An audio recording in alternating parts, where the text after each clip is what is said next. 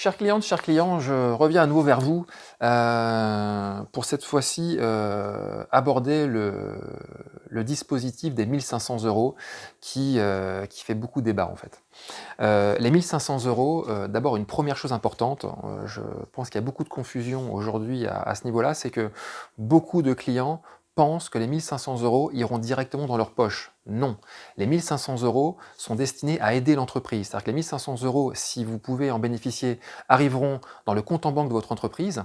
Et si vous voulez les prendre sous forme de rémunération, il faudra évidemment payer des charges sociales dessus et de l'impôt sur le revenu éventuellement. Donc attention, les 1500 €, c'est d'abord destiné à l'entreprise avant d'être destiné aux dirigeants. C'est un premier point de précision.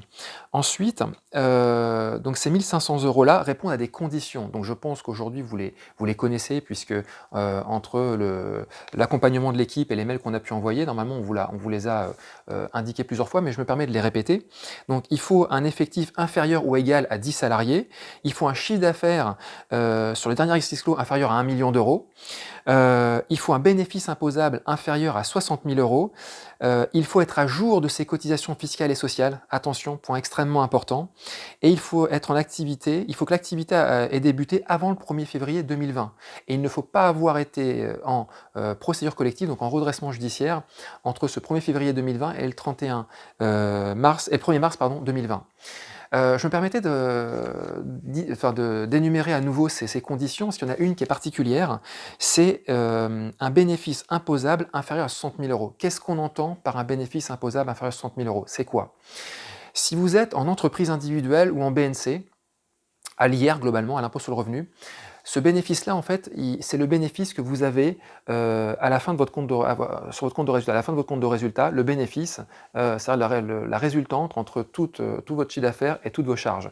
À ce bénéfice-là, il faudra rajouter les charges sociales qui ont été déduites de votre compte de résultat. Donc c'est important, c'est le bénéfice en bas du compte de résultat, plus les charges sociales qui auront été déduites de votre compte de résultat, auxquelles on rajoute les avantages en nature, auxquels on rajoute les avantages en nature, l'épargne salariale si vous avez mis en place, donc les PE, notamment les plans d'épargne entreprise. Voilà.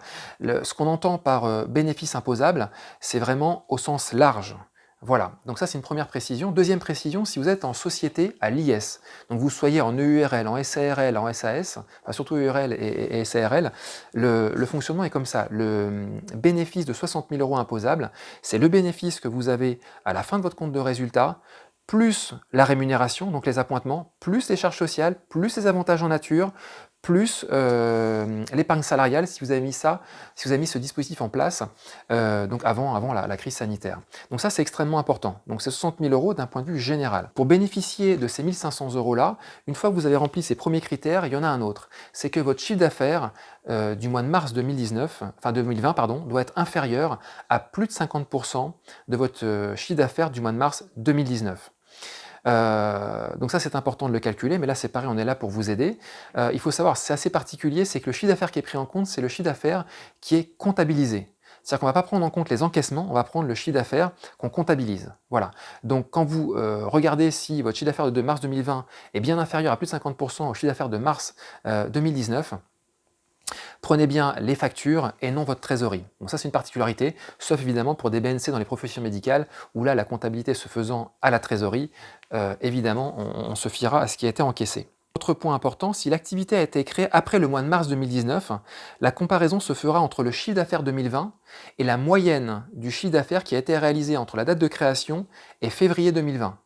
C'est une particularité. Si l'entrepreneur a bénéficié d'un congé pour maladie, accident du travail ou maternité en mars 2019, le chiffre d'affaires mensuel moyen, enfin on prendra en compte le chiffre d'affaires mensuel moyen entre le 1er avril 2019 et le 29 février 2020. C'est des cas un peu particuliers, mais pour ceux qui sont concernés, c'est important de le savoir. Il faut savoir aussi que ce dispositif est cumulable avec d'autres, à condition que vous n'ayez pas bénéficié d'un contrat de travail à temps complet. Ça veut dire quoi? Vous êtes gérant majoritaire de votre SARL et vous avez un travail à côté salarié salarié, X ou Y, si jamais ce contrat de travail, c'est un CDI à temps plein, donc à 35 heures, vous ne pourrez pas bénéficier des 1 500 € sur votre société. C'est important de le savoir puisque ça concerne quand même quelques clients chez nous qui ont une double activité. Ça ne se cumule pas non plus si vous avez une pension vieillesse ou si vous avez bénéficié d'indemnités journalières de sécurité sociale d'un montant supérieur à 800 € sur la période entre le 1er mars 2020 et le 31 mars 2020. Donc attention, parce qu'on reviendra sur le chômage partiel après, mais vous pouvez aussi bénéficier des fameux 14 jours si vous n'aviez pas la possibilité, 1, de faire du télétravail, et 2, si vous n'avez pas possibilité de garder vos enfants autrement que par vous-même, et si vos enfants avaient moins de 16 ans. Dans ces cas-là, si ces 14 jours vous auront apporté plus de 800 €, malheureusement, ça vous squeeze l'aide des 1 500 €. Voilà, c'est comme ça, on l'apprend un peu après coup. Donc faites attention, il y a un choix à faire. Il y a les 1 500 € et il y a 2 000 € complémentaires qu'on peut aller chercher, qui seront versés par les régions pour les cas, on va dire, en grande difficulté. Et ces cas en grande difficulté, c'est lesquels? C'est 1, remplir déjà les conditions des 1 500 €, ça va de soi, mais également l'entreprise doit se trouver dans l'impossibilité de régler ses dettes exigibles à 30 jours, et l'entreprise doit se voir refuser un prêt de trésorerie d'un montant raisonnable par sa banque. Et il faut au moins avoir un salarié.